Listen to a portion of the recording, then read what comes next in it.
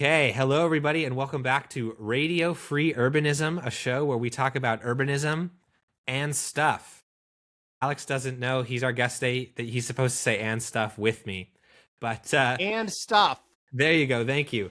Is So that good? our other regular hosts, Nick and Ethan, are a bit too busy to join us tonight, so it's just going to be me and Alex, and it's our first show of 2026, so welcome back. And I will also say, I'm in the frozen tundra here in Santa Barbara. Last I checked, it's 50 degrees, and I don't have heating in my house. It may even dip to 49. And before you laugh at me, our listeners from Calgary, who we do have, I bet when it's cold outside, you do not heat your house to 49 degrees. You heat it to warmer than that. So I'm cold, okay? Anyway, tonight's show is going to focus on Alex Davis, who he's told me is not a YouTuber, but someone who has made YouTube videos, which might be how you know him if you've seen him before, and also has recently written a report on LA Metro's fare evasion situation. He has written a very detailed report and has done quite a bit of advocacy as a follow-up to that report. So we're going to talk a lot about that. But first, Alex, hello, how are you? Hi there. I'm doing great. One thing I want to add about the California heating situation, as somebody who's moved from a region where it actually does get very cold and very hot, is that, we're rapidly fixing the cold California problem with climate change. And the fact is that, like, my apartment, it was built in before World War II. Like, there is like a baseboard heater and it's broken. But we haven't even complained to the landlord about it because, like, every time it gets cold, and by cold we really do just mean like high 40s, you can just turn on the stove, like, and you could just like turn on we have it like an electric stove, and the heating elements there are enough to just warm up the apartment. So it's Beautiful. pretty. Wow. There is no I'm glad. temperature variation in California. I'm glad you clarified that it's an electric stove, because otherwise you'd be poisoning yourself. So, Yeah. okay. That is good to hear. Well, so yes, where did you move from, Alex, and when?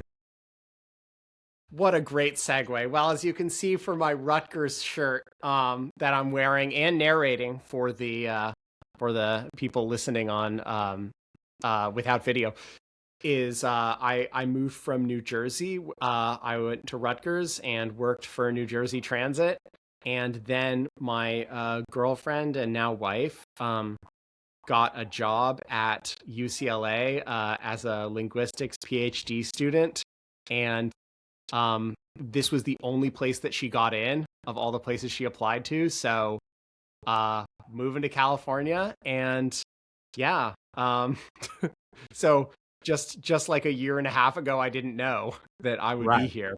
So it's not that you wanted to, unlike so many other people who move to Hollywood to get their dreams made, which usually doesn't happen. It's not that you wanted to move to Los Angeles, but here you are.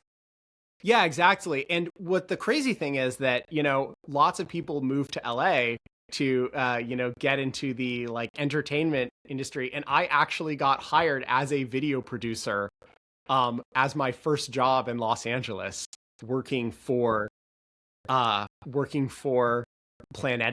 which nobody knows about except maybe some of the people listening to Radio Free Urbanism. Yes. There's probably going to be the overlap there. So basically, this is a site that aggregates like articles about urban planning, but that's not where they make their money. That's just like basically for SEO. Where they make money is by selling these courses that they pay, like, typically a professor, but sometimes they're planning practitioners. Like I was the person who helped record Jeff Speck giving his spiel, and I edited Jarrett Walker's course that he did. And basically, for the average professor, like, they already have their spiel laid out. The average planning consultant, like, they already have their spiel. So to get paid a couple $1,000s, it's actually totally worth it. You just go in, give your spiel with some with some a little extra material, because we don't want to give away, we don't want to be selling what anyone could just get for free on the internet.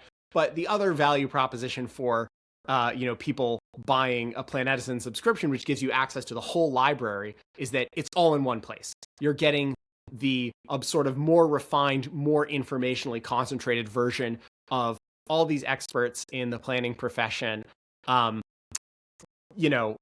one place. But I mean, it is, I mean, a struggle they did have is like, they didn't create really almost any original content, because like they really have a small team. And like, if you spend if they dedicate like a whole week of staff hours to making, one video or one article and doing actual original reporting, like it's not going to generate, like it's only going to generate a little more, SEO engagement than just doing a sort of quick listicle. So except perhaps for 2 videos you made for them on YouTube, which I saw do quite well. There was a video about San Francisco, and there's a video about Southern California Transit, right? If I remember correctly.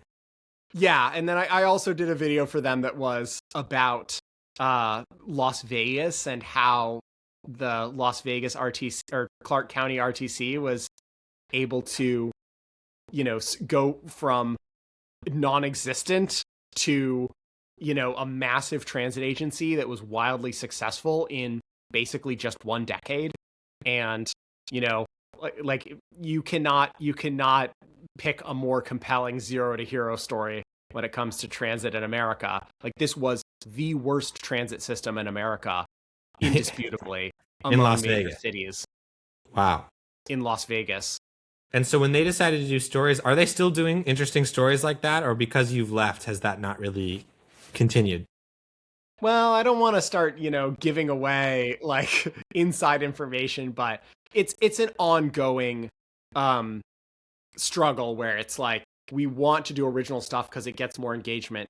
But for instance, like, I worked on a couple things that just like, went like completely kaput. And it really hurts a lot when you dedicate a lot of time to something and then nobody watches it. But of course, like, that's just the nature of the business. And then the alternative is if you don't take any risks, is like, you just create a sort of mediocre, unoriginal product. And, I think at one point that was a viable business model, but, we live in a world where computers can churn out, mediocre, unoriginal, like media just at an infinite speed forever. So, you really can't compete with that. So, yeah. We're about to talk about AI. No, we were lucky enough to grow up right before it, I suppose. Maybe looking back, it'll be a big dividing point. But wait, I want to go back for a second. And speaking of good segues, so you made videos for Planet Edison. I assume when you applied, you were one of the few people who had a resume that was both planning, because you could tell us what your actual degree was in, as well as video making, because you'd made YouTube videos. So even though for Planet Edison you weren't actually doing planning professionally, you're mostly on the video production side, but you actually had an understanding of planning as a planner. Yeah, it was a pretty niche thing, which means that, like, they got like over 400 applicants for that job. And the reason that I got it, I mean, this was less about me being like an incredibly talented person and more about just having this like very obscure overlap of skills. And also, if you put up a job application in Los Angeles that says video production, it's kind of impressive that they didn't get into the quadruple digits of applications.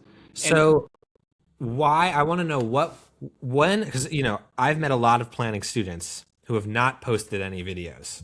I mean, they're great, passionate people, but making that decision to take the time out of your life, because I think you made your first videos when you were a student. So to actually take the time out of your life to film and edit, and I don't know if you knew how to edit at the time, I want to know the story behind your first video and like what was the motivation there?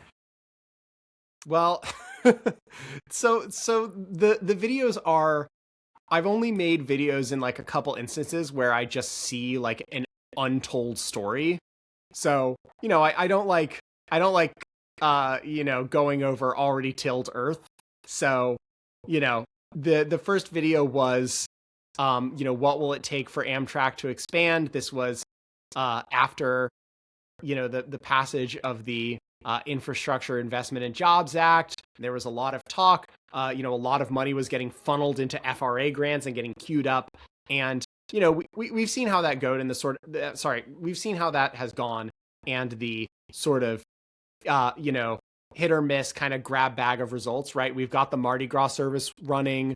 We have FRA corridor ID, even into the Trump administration, is still going strong. We have the Isn't the one the Minneapolis to Milwaukee one? What is that called? Borealis. The Borealis. Yeah. Yeah. That's a new one too, right? Yeah, exactly. And then there was one that was already in the works before that, which was the Burlington extension, but they were already working on that before the funding package came through. But basically, like, there was not a lot of media coverage on, I knew that there was like these obscure laws, that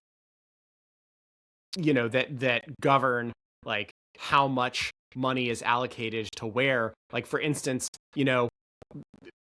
like the amount of money that's taken from the federal government versus the state governments to support state-funded routes. This varies dramatically between routes. Like, some routes are just almost completely state-funded in terms of their operations, and some are like more of a mix. Long-distance routes, of course, are, they're completely federal, over 750 miles, generally speaking. And then, of course, the Northeast Corridor is self-supporting in terms of operations. But basically, beyond that, there wasn't a lot of media information on, like, okay, well, what are the specific laws that are governing this? And I think I just dove in. I probably got things wrong in that video. I've gotten things wrong in videos, and I'm sure there's things I got wrong that I have not discovered. But tell us in the comments, what did you get wrong? I truly say that. I mean, when somebody corrects me, I like pin it right at the top. There was one video where that I've actually unlisted because I don't think it's as relevant anymore, and I put a little thing where I was like, hey, I messed up these two facts in it, even though I still agree with the thesis.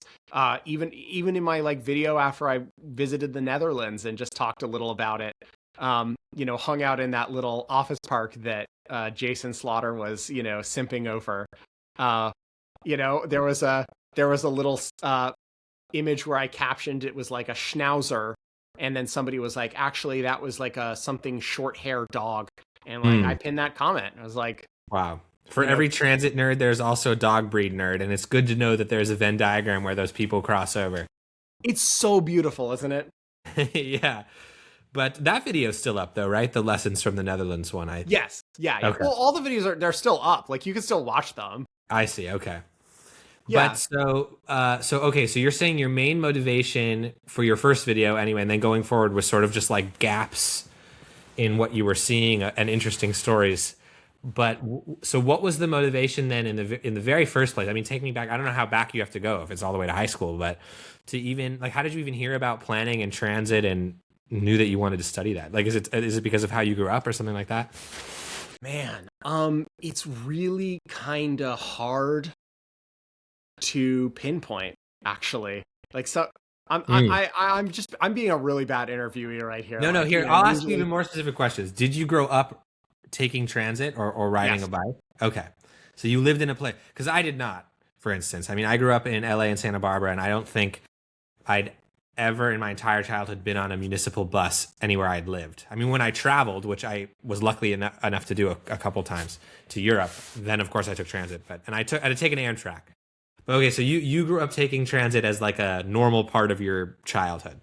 Yeah, I mean, yeah, okay. Yeah, exactly. It's normal, but I mean, it's totally true that like the median American, not the average, just to be clear, not the average American, but the median American, famously takes transit 0 times a year.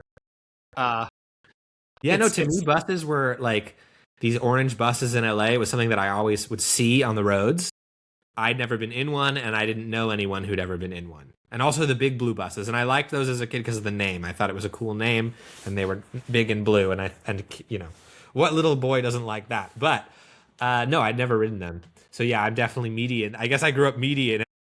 Although, hey, I lived in a duplex, not a single family home. So Yeah, there I you lived in go. a single family home, so there you go. No, but I grew up in the Philly area, Delco, where basically I grew up. This is so North Delaware County. This is areas called the Main Line.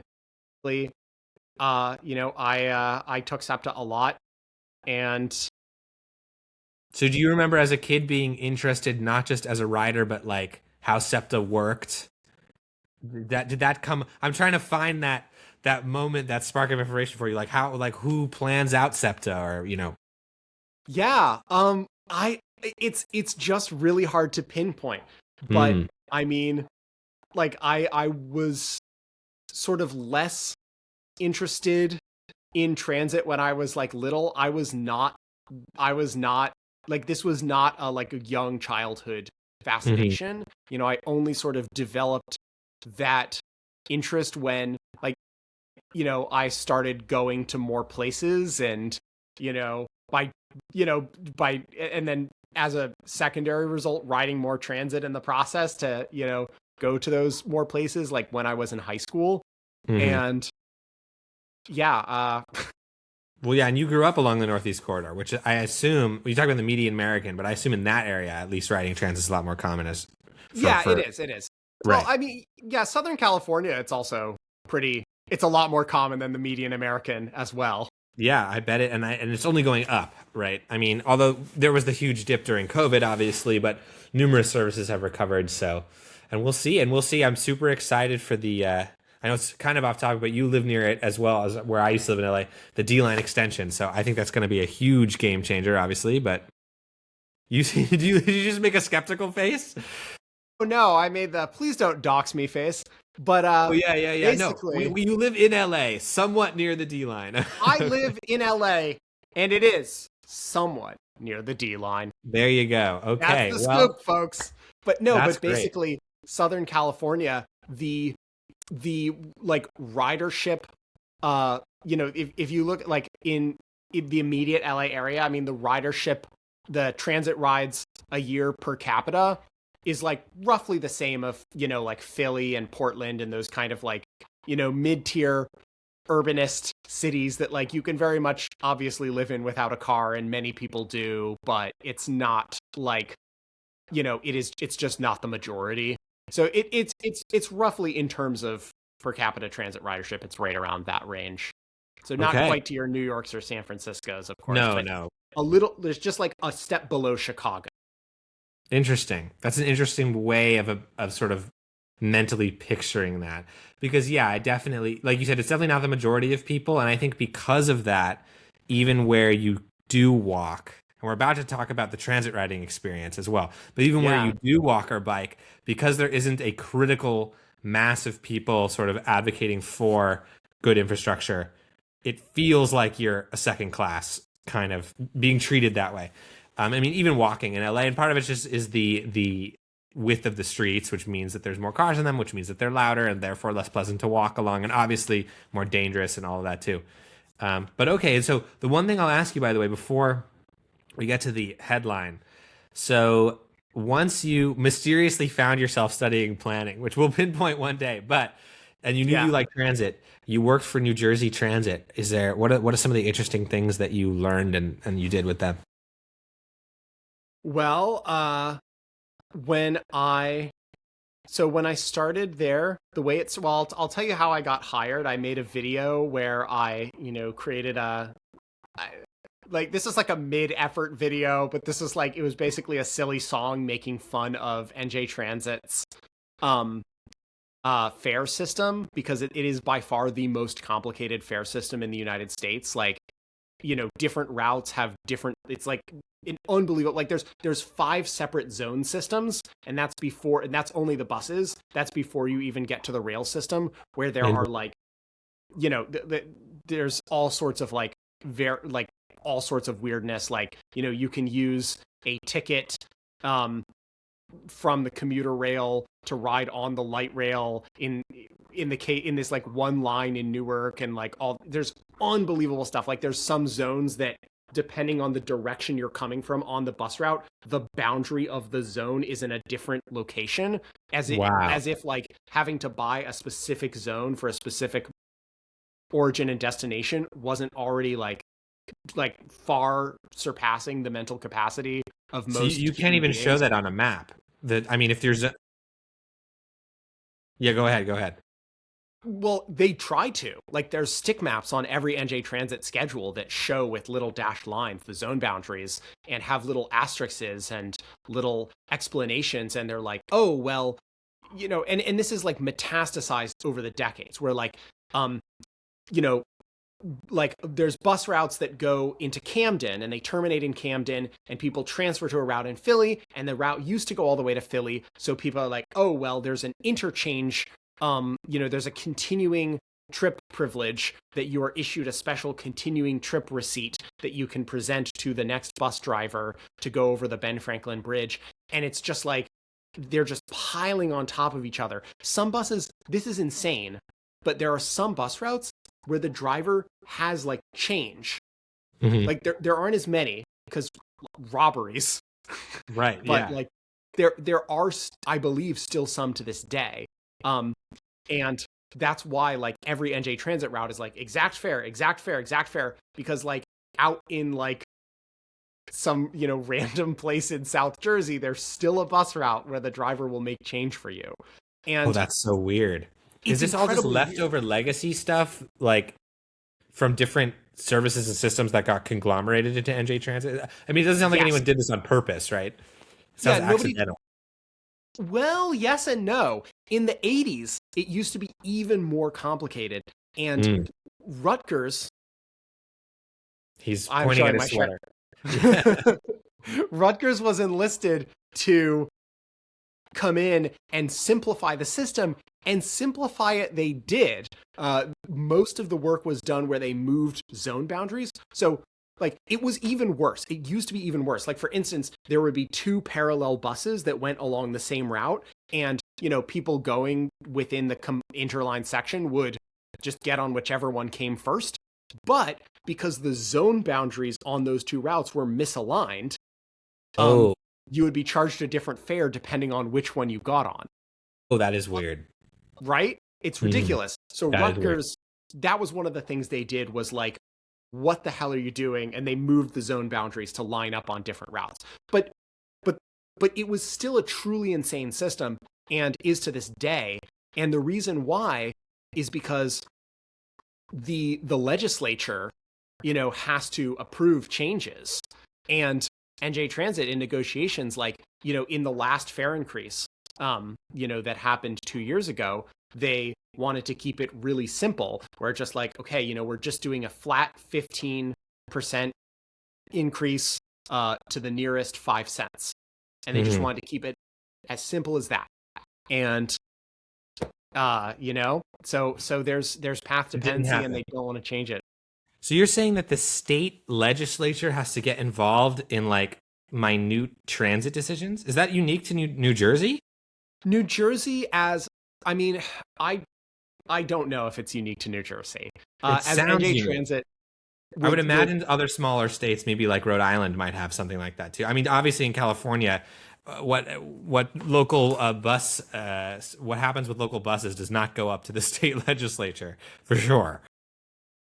So, yeah, no, that's crazy. Wait, so you were gonna say though, what did you work on though within that? So you made a song about it. Well, it was incredibly boring. It was just passenger communications. Like, were you ever like? I would say to the NJ Transit commuters, if any of you are watching, if you were on the way to work and you got a notification saying, there's all the Lincoln Tunnel like is shut down and all the buses are being diverted to Secaucus, or like something horrifying like that. I was in many cases the person putting that on the website. Wow. Yeah.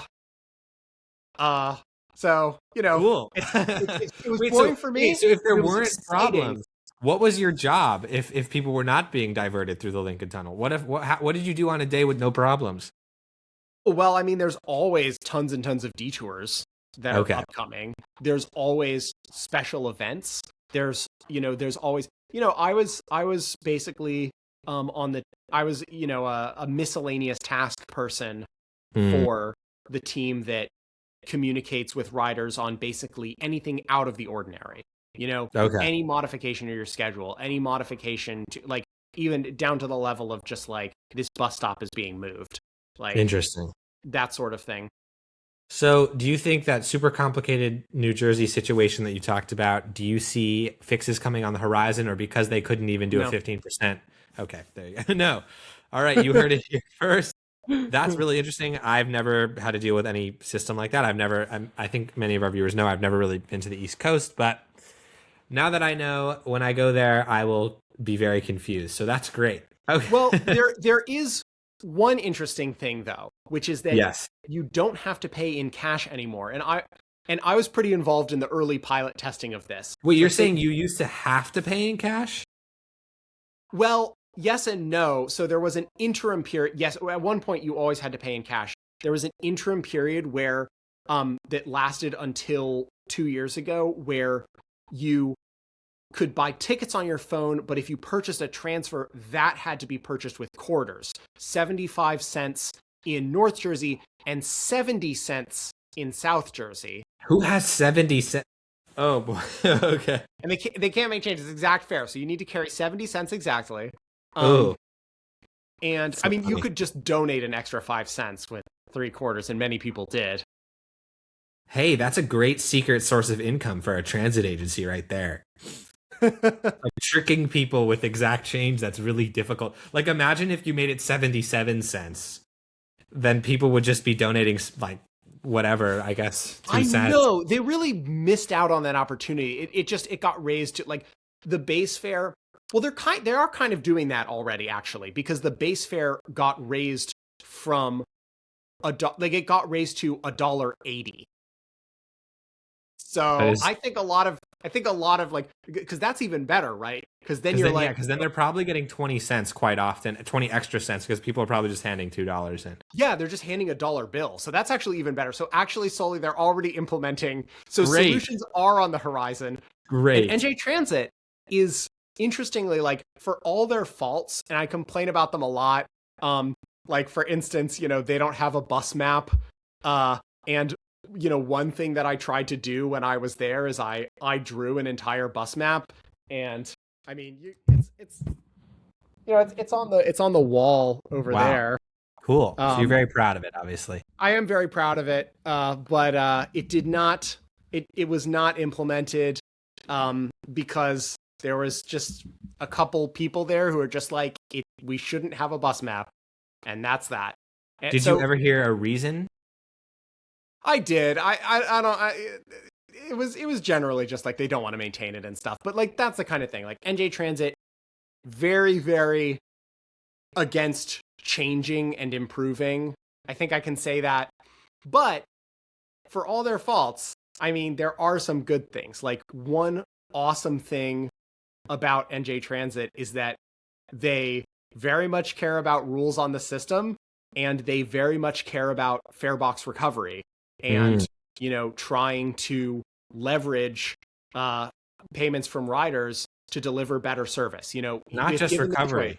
There's fare box recovery, and then there's fare box extra. Like, we were just, whatever you want to call that, charging $1.80.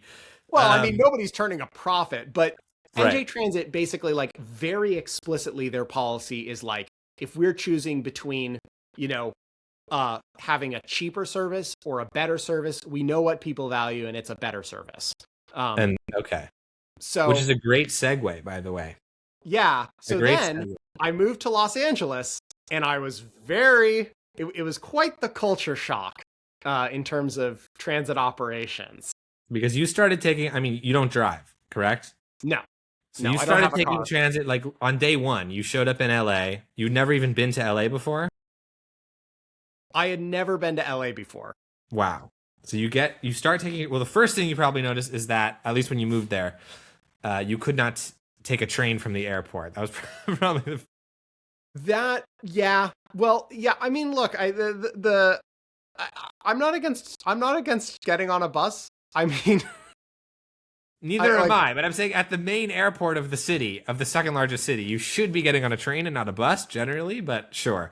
Yeah, But I honestly, I mean, I didn't take it was less the fact that it's a bus and more the fact that like they have like 2 or 3 buses operating the LAX Metro connector, and they have like seemingly, at least when you're standing there, psychologically, what feels like 40 buses on the Uber Lyft pickup lot that are just streaming by empty.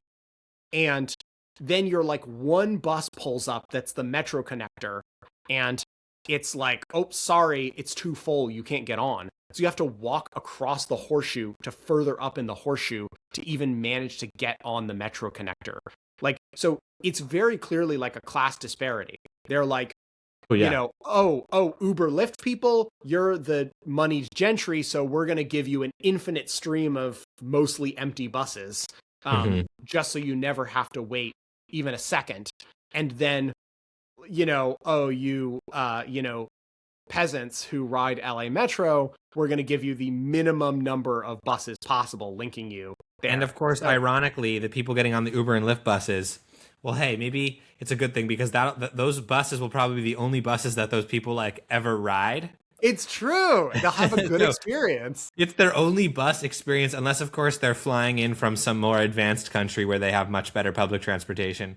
So the ironies like pile on top of each other. Like you fly in from like Japan or somewhere in Europe or who knows where.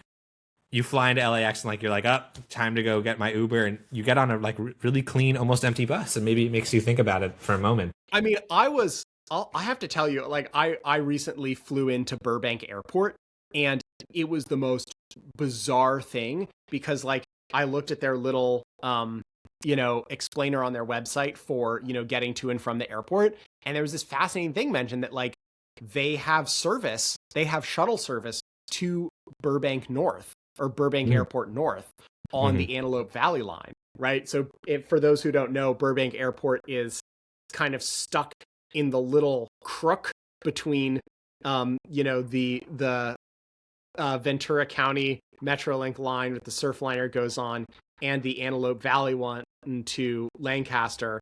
And, you know, you have to look at the schedule and figure out which one is the train coming sooner to. And but the thing is, like, this is an on-demand shuttle. And I was like, oh, okay. So I guess we like pick a time in an app, and they're like, no, just call. So I call and they're like, yeah, we'll send the guy over. And this guy in a pickup truck pulls up. He's just like an airport employee with a pickup truck. And he's like, okay, throw your luggage in the back. Wait, it's like a 4-seat pickup truck? Yes. Wow. That is... And he just drives you over to the train. Right, because to be clear, also for people that haven't been, even though it's between the two train lines, neither of them have stations within walking distance of the front door of the terminal. Yeah, so. I would say the Surfliner Ventura one is pretty good. Okay, but I mean, the guy would still take you there in his pickup truck. Maybe. In fact, he actually tried to drive us there. Like, there wasn't another train for an hour and a half from the Surfliner one.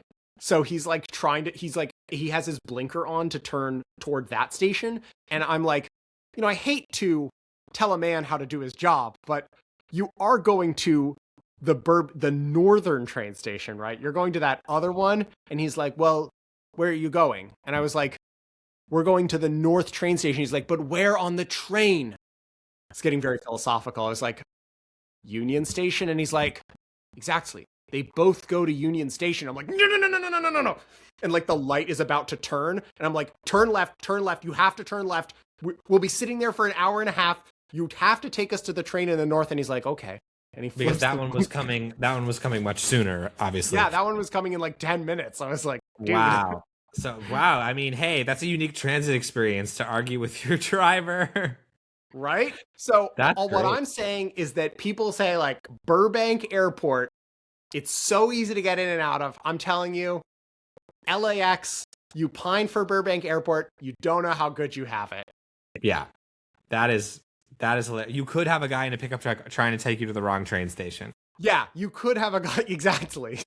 Was the pickup truck branded? I'm even curious about that. Or was it just like a blank pickup truck. I think it was completely blank. I think it was the classic. Dude, you could have been kidnapped. Right. We don't even know that guy. No, he had an airport uniform, but Okay. I'm sure you can get those on like Etsy or wherever. You're a really committed kidnapper. You should daylight as a Burbank Airport transit. Oh boy. So anyway, wait. So you're living in LA. How long until you sort of zoom in on fair enforcement as like a big issue that you want to focus on? Obviously, beyond other types of their operational issues or whatever else is going on. Well, about as soon as the fact that I noticed that like LA Metro is an agency that is very well run, except for this one very specific thing, right? Like I just want to get out of the way that when I am first on LA Metro, the number one thing that I'm noticing is how diligently bus drivers hold at time points and don't leave before the schedule. I've noticed that. Yeah. It's taken very seriously at LA Metro in a way that, as much as I hate to say it, a lot of other transit agencies don't take seriously. Some, like MBTA, it's because they just have pretty tight schedules that, they believe like, look, buses are going to be late. Better to have them be late than slow, than slow by default. And they had a lot of these agencies had a situation where, like, in the pandemic, there was no traffic, so drivers were just blowing ahead, and they were like, oh, by the way, we have schedules.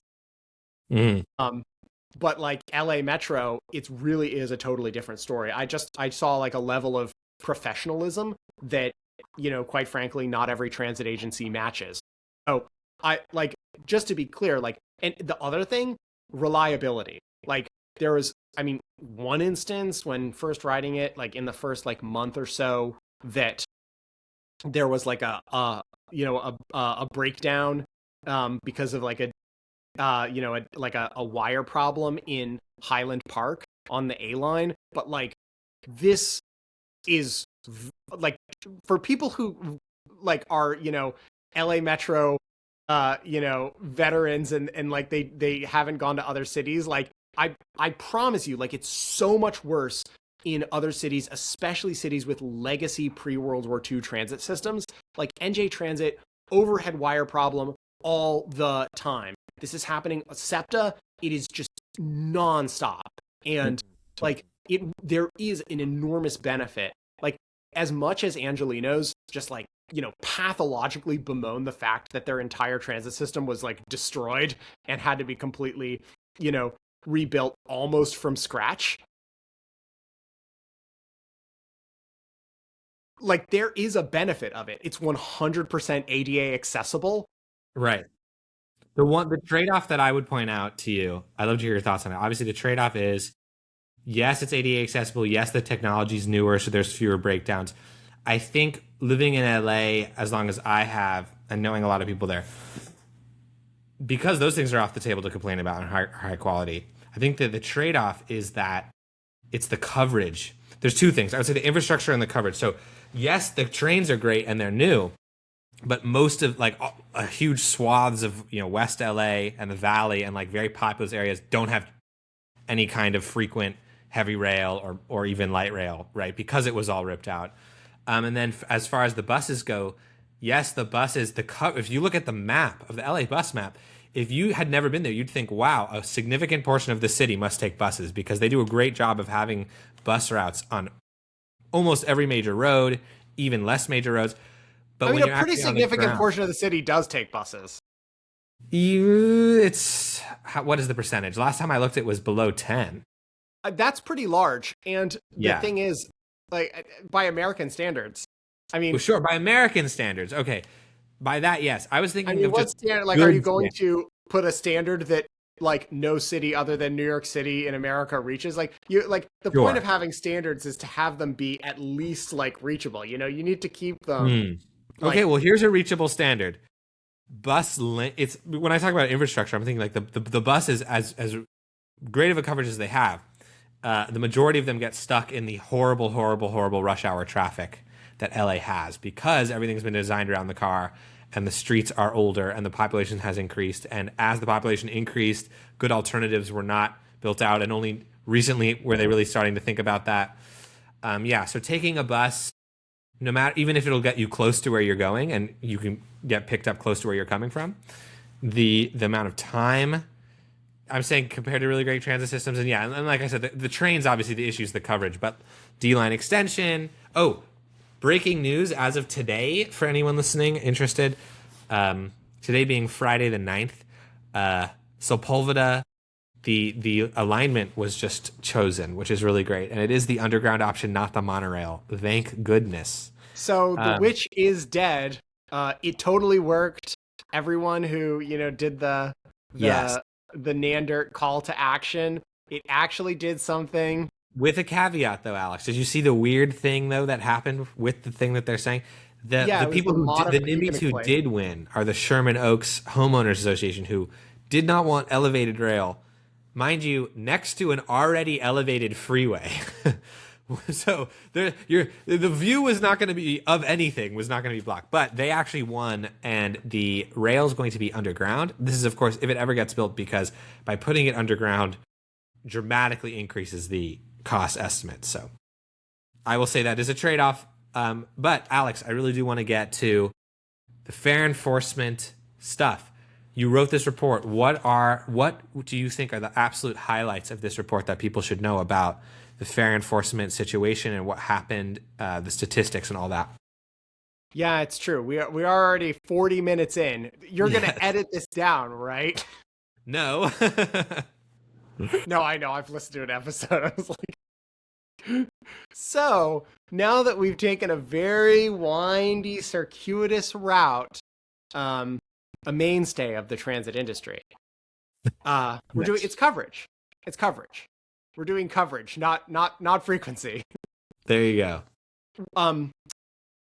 Basically, one of the things you'll notice on LA Metro is that, despite the fact that they got these trains and buses running like it's the frickin' Tokyo Metro, like this is like the Swiss railways type operation, there are functionally no rules on the system, right? Like you'll notice that the levels of antisocial behavior on board are just dramatically higher than most other transit systems in America. Like, because I have family in Portland, like I've gone to Portland a lot. I've ridden TriMet. So this is not just a like East Coast, West Coast thing. Like, like TriMet is pretty bad, but like LA Metro, man, I have seen some things. Like, when you say antisocial, what does that mean to you? Open drug use, like the numbers of people just, with like no inhibition whatsoever, just like whipping out needles and injecting themselves, in front of in some cases, just like in front of like families with kids, is ridiculous. The other thing is that, like, as we found in our research, roughly 46% of, I mean, this is a rough estimate, but, nearly half of LA Metro riders don't pay the fare. And the reason is because you don't have to, because, well, I guess I'll just say it. Go ahead. During the pandemic, the Metro Transit Security Department stopped enforcing fares because fares were, they were basically, they didn't want to focus on having to collect them during the pandemic, because doing the fare checks on board, where you do the proof of payment, that requires interaction between humans in close proximity. This is an emergency. They want people to board through the back doors anyway, on buses, that sort of thing. And that totally made sense. A lot of transit agencies did that. But what LA Metro did differently was that they extended the free fare period way, way past what most agencies put up with. And they extended it all the way to the beginning of 2022.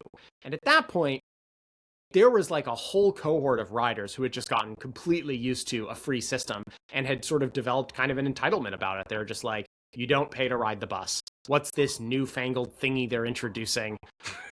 And basically, LA Metro, they rolled it out. They said, okay, everybody start paying fares again. But they didn't do one very specific, very important thing, which is they didn't bring back the fare checks where people would go on board vehicles and with handheld scanners, check people's cards. And what's interesting is that this is not a staffing problem, by the way, right? They have 200 transit security officers, which are the in-house security force that have the responsibility of enforcing the code of conduct. But the average TSO only issues one citation every 3 weeks. So it's almost kind of like a joke. Like they system-wide on average, they issue 10 citations a day, but day to day, we're pretty sure from the research we've looked at, it looks like it's just has massive variability. Like one day they'll go to one turnstile row and do a little sweep where they're just like, hey, you jumped a turnstile, and they'll get a couple people just so that they can technically have the number, just so it's not it's basically just so they can say, oh, we are enforcing it, just maybe not to the levels you would like. But truly, there is. We're talking about 10 citations a day on a system that has how many riders? I mean, it's on weekdays, it's just under a million a day. Okay, so a million, and maybe up to half of them, maybe up to 500,000 are not paying a fare. Yeah, we actually believe that for every fare citation that is issued by Metro Transit Security, there are 42,000 unpaid boardings. That's what we believe the ratio is. So for those of us who don't know, because you jumped from antisocial behavior to fare payment, and I do want to be fair to the people who argue here, who may not agree with you.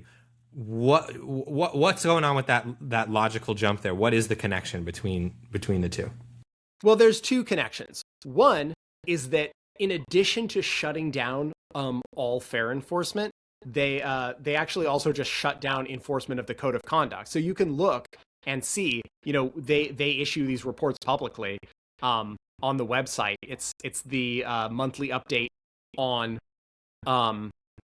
Metro security activities, and you can find it in the they do it at the operations, safety, and customer experience meeting, which occurs in the middle of the month. The next one is going to be released on next week on the 15th.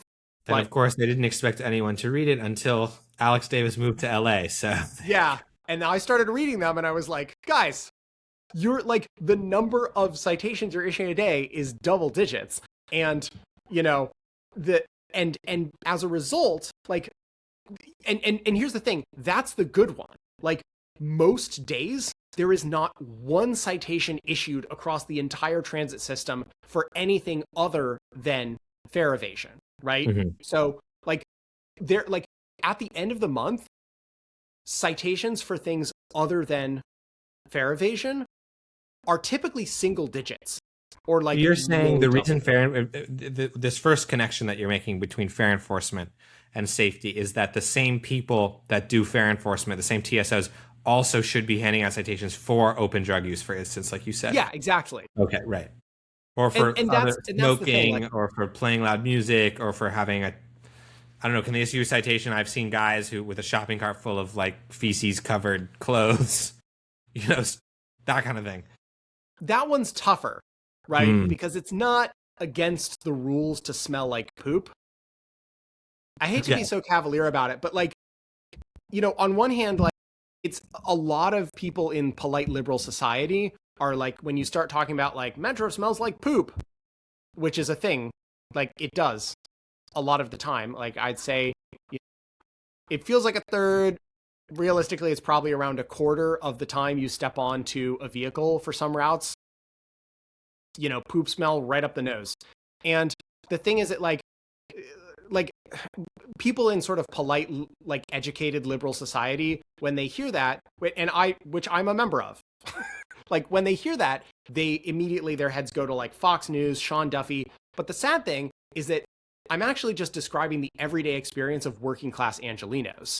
And I mean, and one of the things we've seen from surveys is that, you know, the vast majority of riders are putting like, security, issues with homelessness, issues with crime Right. are just, Right. those are the top issues on every Metro survey.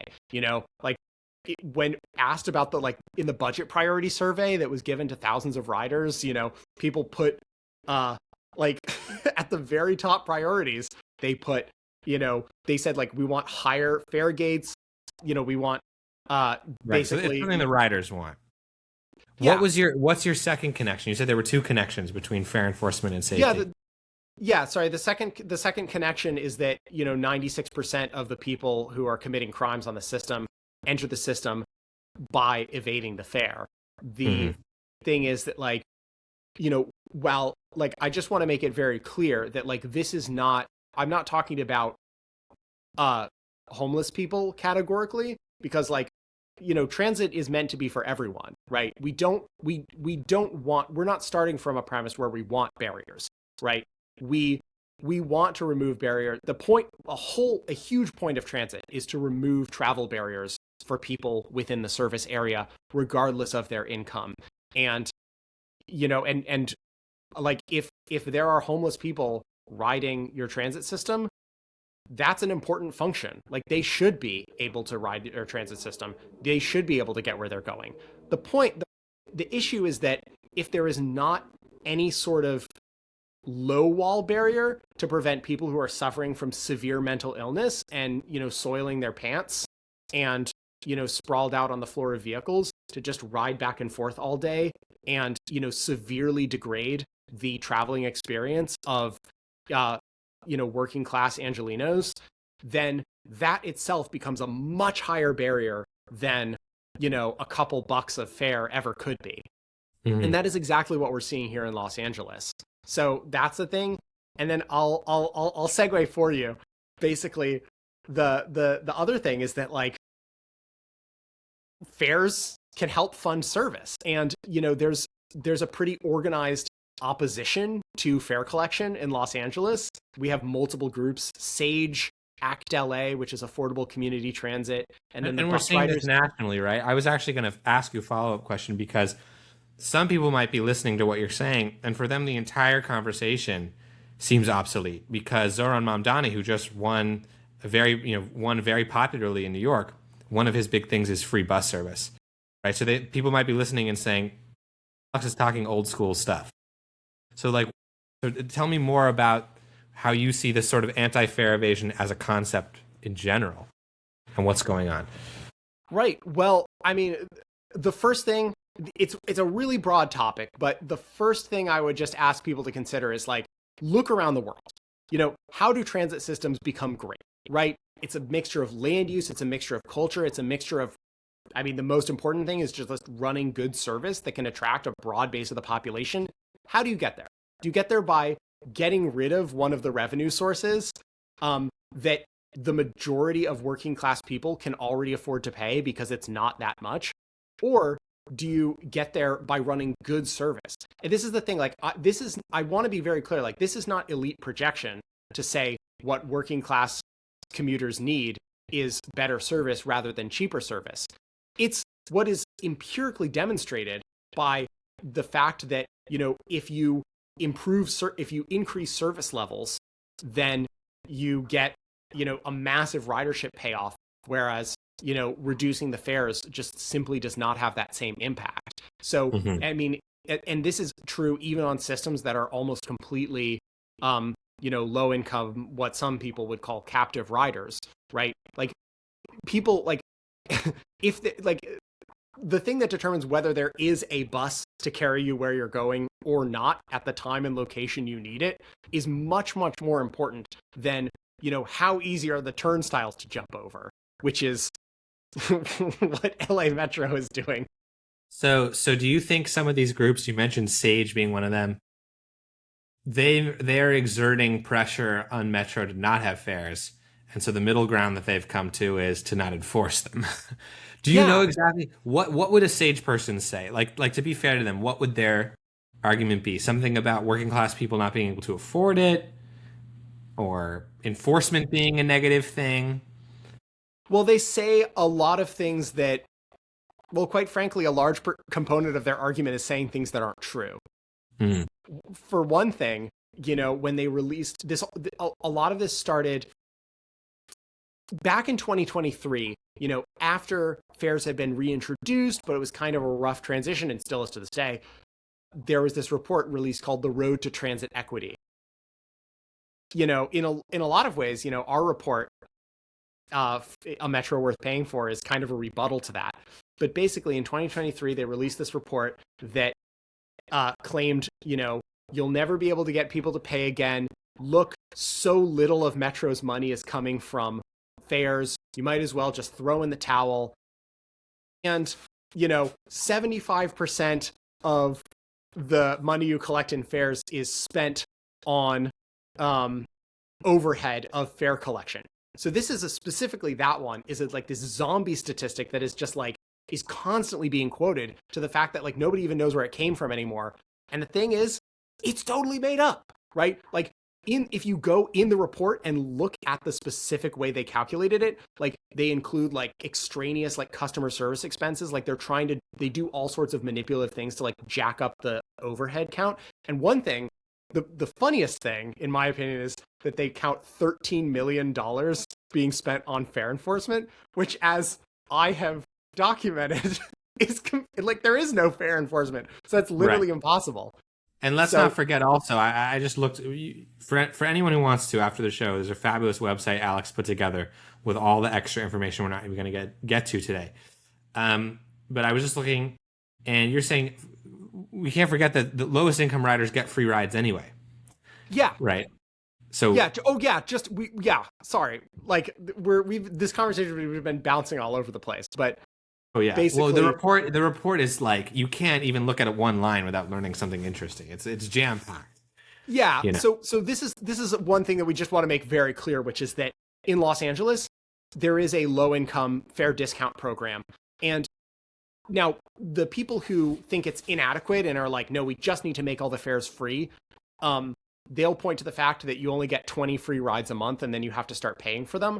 But let's be clear, this is far more generous than most low-income fare discount programs, because the income threshold for a one-person household is $53,000 a year. Like, there really is nobody who would struggle to pay a bus fare who isn't getting the 20 free rides a month. Like, so the people are like, well, why don't you just make it infinite? Like, it is for 90 days, actually. It's an unlimited pass. And then they'll say, well, why can't you just make it infinite forever? Well, the problem is that if you do that, you're creating this, you're just pumping out these cards into the world that have, like, that they just have this RFID chip that is not that difficult to duplicate. And they are the infinite ride card. Like, you could just have one person get their hands on one life card, and then they could infinitely duplicate it and then, sell them for $20 each. And then nobody would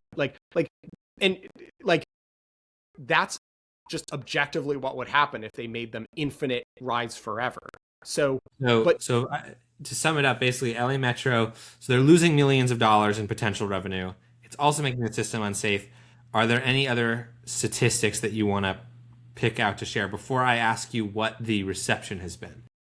Any other tidbits? Oh, yeah, I would just point to the fact that, like, back 10 years ago, LA Metro, like, if you talk if any ACT LA or SAGE or Bus Riders Union people are listening, I would just plead with you, like, 10 years ago, 2015, the fare box recovery was like 25% of the budget. Now it's like 7 or 8%. It's in the single digits. And there's two reasons. There's really just mainly two reasons for that. One, they stopped raising the fares with inflation in 2014, and it's one of the lowest fares in the nation. Most other transit systems are, eyeing $3, are, coming within $3. Like New York City, they just raised it to $3. So, and Mamdani approved it. There you go. Okay. But meanwhile in LA, they're like, we can't increase it with inflation. No fare increases. Okay, but inflation doesn't care about politics. It just keeps going up.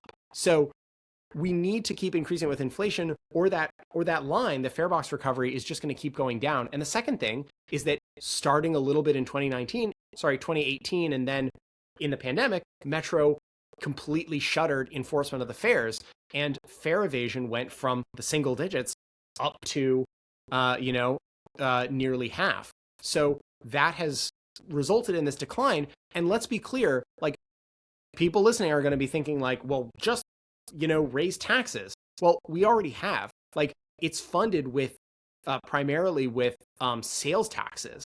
And while the revenue of the sales taxes has gone up, which has allowed Metro to, basically accidentally become America's largest free transit experiment, that's not going to go. That's not going to go forever. And like, that's already mostly capped out. And also, they can't raise the sales tax. Like, it's, I mean, eventually, like, we're very close to in LA County, like, getting into like double digit sales tax. Like, Yeah. like, that's not going to be tolerated. Like, I promise you. Like, and just like, to be clear, like, I'm not being like a free marketeer libertarian. Like, I just want to remind you, like, sales tax is the most regressive form of tax. So like, Yeah, we have Measure M, also is a half-cent sales tax to fund future projects. And by the way, I guess I should say, you do offer solutions in the report. I say we do because Yeah. I signed it. Oh You yeah, offer sorry. solutions, I'm being interviewed by a solutions signatory. that are offered are not some sort of inhumane RoboCop state. They are what other systems already have, right? I don't think it's rocket science. It's like having these TSOs. Actually, that Metro already has, Yes. walking around with the little thing that you tap your card on. And I don't think we're saying that if someone taps their card and it shows they haven't paid, that person needs to be thrown into a jail cell.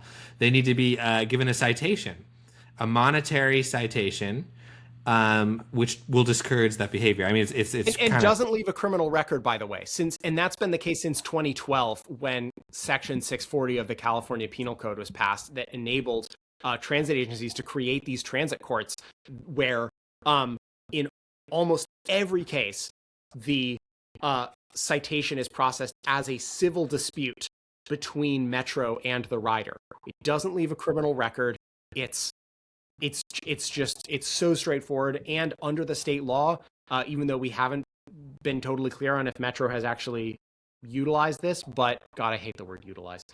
If Metro has used this, the law provides the option to have give the person community service instead of a fine if they're not able to pay it. So like, basically, and the question is like, well, what if they don't want to pay it? What if they don't want to do the community service? We're not going to be able to collect on every single one. I just want to make that very clear. The point is to make it so that if you want to hop turnstiles and blow off the bus driver and not pay your fare, it's going to be a pain in the ass for you. You're going to have to show up to some transit court thing. You're going to have somebody hassling you. And if you do pay your fare, it's just boop, boop on your card. And then you don't even have to think about it. Right. That's or what you can log onto a website, pay your citation the exact same way I have paid LA streets parking violations, which I've gotten 2 of. Yeah. Or no, 3. And they're $75, which is crazy. It's because of street sweeping. I hadn't moved my car. But yeah, you go online and you pay it. And if you don't, I mean, not much happens really until it does. Well, I guess. No, I mean, it's put as debt. Yeah. On your, so exactly. I mean, it will hurt your credit score, which, like, once again, like, there's going to be equity implications of administering any punishment. But here's the thing. The equity consequences of administering literally no punishment, which by the way is the current system, are far, far worse. And that's what we're trying to stress, right? We have a system where if you can't afford a car in Los Angeles, you are perpetually punished just for riding transit by having a system that, is artificially has artificially elevated levels of crime and antisocial behavior. And by antisocial, I mean like open drug use and, very frequent poop smells all the time, all over the place. It's bad. And we are not, both of us. I rode LA Metro every single day for over a year.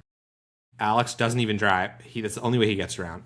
I'm not some Um, sheltered suburbanite yeah, bloviating this on is Fox News about the inner cities. I live what's in the inner not real. cities. There are also exaggerations, right? There are people that I've met who refuse to ride it because they say it's too dangerous, and I point out that driving on LA's freeways every day is also dangerous, if not more, actually, if you're talking about possibility of mortality. But that doesn't mean that LA Metro it can be very unpleasant, and having an unpleasant commute, it's yeah, you're right, it is a punishment, and I've been in situations that were not necessarily dangerous, but it sucks, and I've seen a couple. I mean, there was one time there was a woman with a crowbar and she was swinging it around and hitting and like actually denting the metal on the side of the train, and that's straight up dangerous, and yeah, that doesn't have to be. And like you said, the correlation there is that 96% of people committing crimes didn't pay their fare. Like truly, like I So just want you to like people to ask themselves like, whatever whatever you think about, you know, that person, like the woman flailing the crowbar around, like she did not get in the system by paying her fare, right? no, And I if we had doubt a it. system, if we had a system where through just, you know, like consistent, nonstop fare checking across the system, she would reliably be issued citations and, given a hard time for entering the system without fare, like we would see a lot less of that lady. And that is a massive win for equity because once again, the vast majority of people who have to suffer under the reign of crazy crowbar lady, they're not this is not about trying to gentrify LA Metro, right? We can't even think about like rich people riding LA Metro before we can just get this is just the winning the bare minimum dignity for LA's working class. That's what this So is about. when you put it that way, it seems hard to argue with. So I think the last question I'm going to ask you tonight, but feel free to have a long answer because I think there is a long answer, but it's the last question I'll ask. Um, the reaction, because this report was released a few months ago now. You can correct me, but yeah, tell me about the people you've spoken to, what their reactions have been, and when their reactions have been negative, why you think that might be.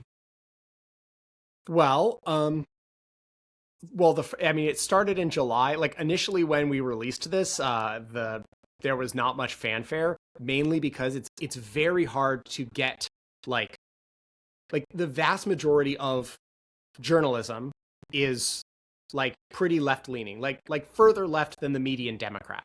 Like it's just the nature of the business. I mean, the conservative ones are all like, doing they're all at like the Pentagon chilling with Pete Hegseth making regime propaganda about, invading Venezuela. So like, I reach out to people, like people just don't think there's a story there, right? They, people view this at like the journalists basically view this as some weird cranky person is mad that poor people are jumping over turnstiles and wants to make a stink about it. That's stupid. So basically we were not able to get it out. And then finally, the opinion person, I was able to get in touch with a friend, with somebody who knew the opinion editor at the LA Daily News, and basically was able to kind of lobby him, like, come on, you got to do it. The LA Daily News is like a little more kind of centrist, a little more conservative. And then wham, this was in November. It just took off. And one of the most, so this was an article, I'm very proud of it.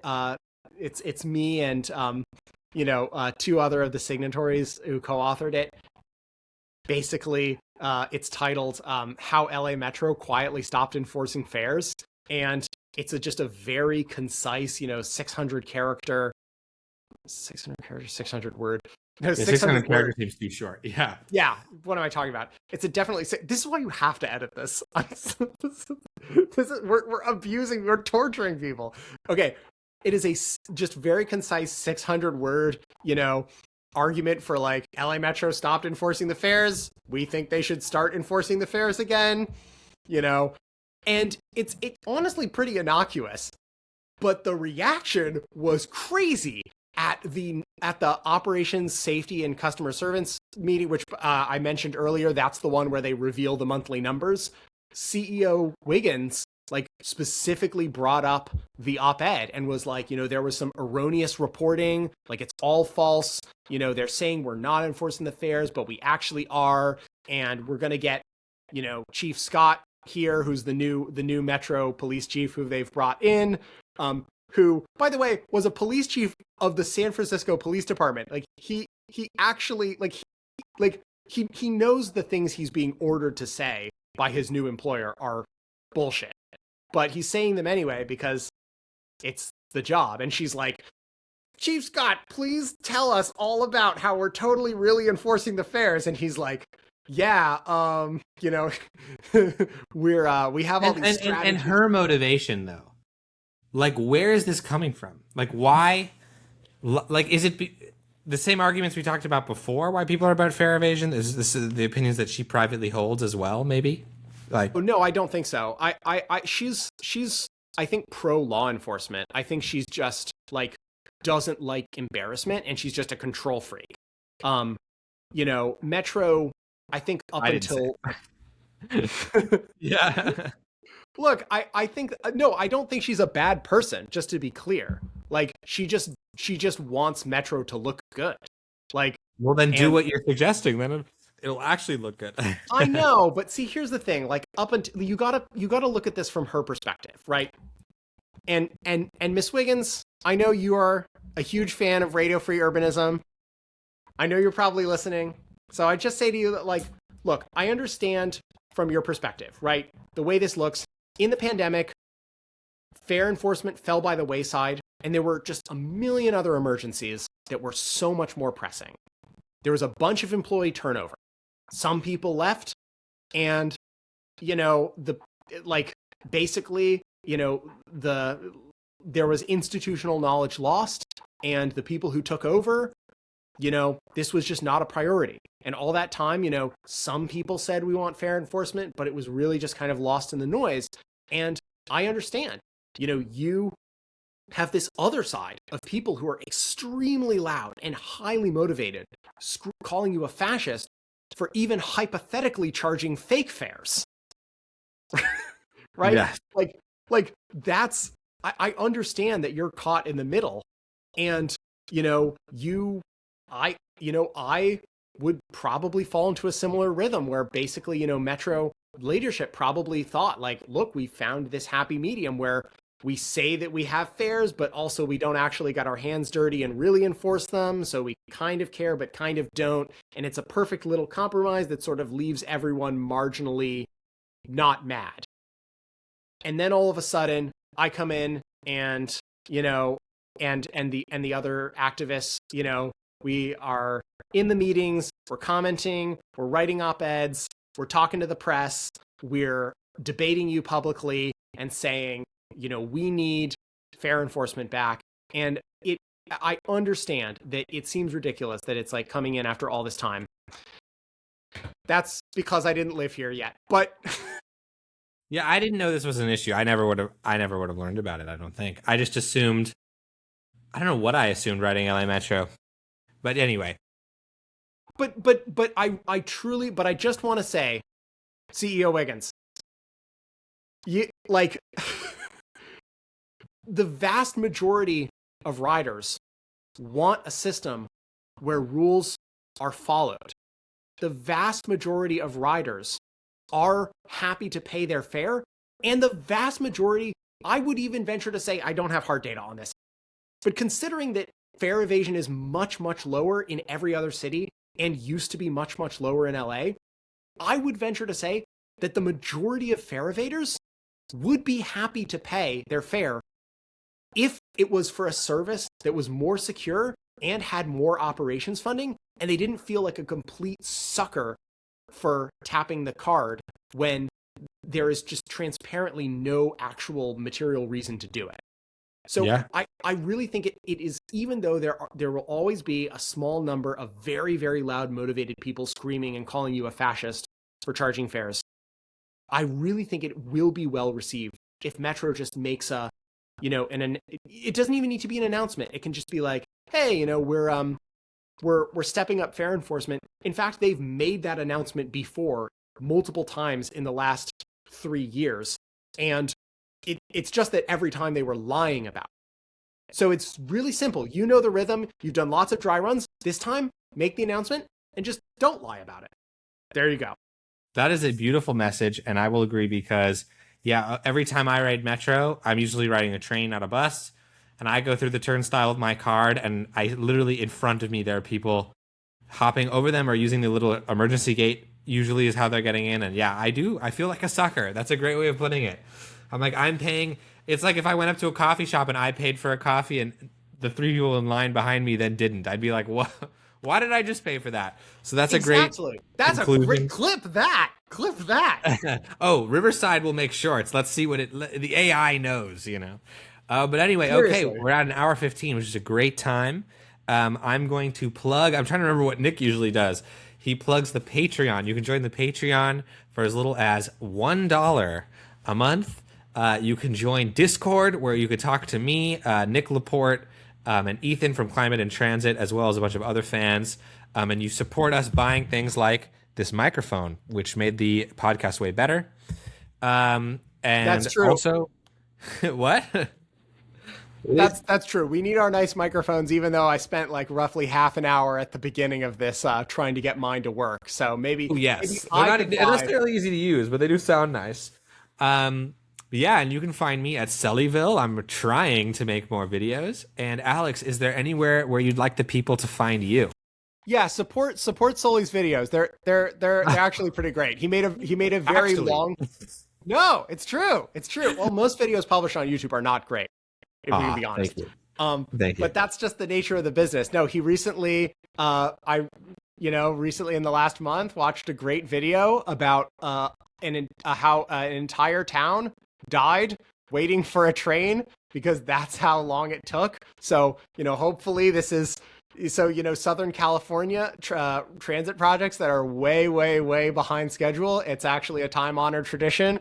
And you can, it is a very long and meandering video, but if you've made it to the end of this podcast, you are exactly the target audience. Yes, so. It was 22 years behind schedule, actually. And a town died. And my favorite fun fact I learned researching that story is the guy who wanted the train to come the most passed away 6 years before it came.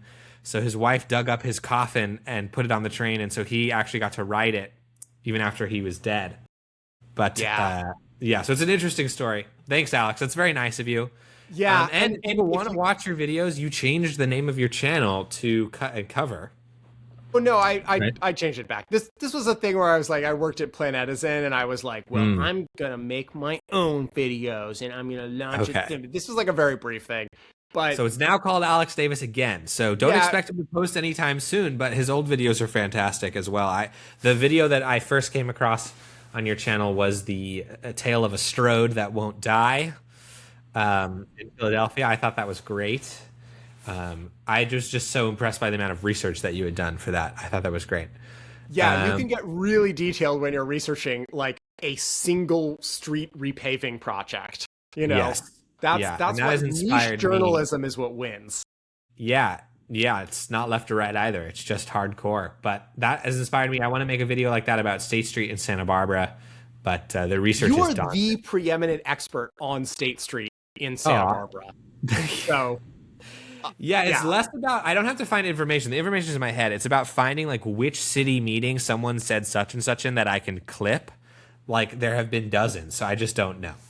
But anyway, that is all for now. Usually we say 2 feet fantastic and 2 wheels great. Transit is great, but it's just me. So that's the version of that you're getting.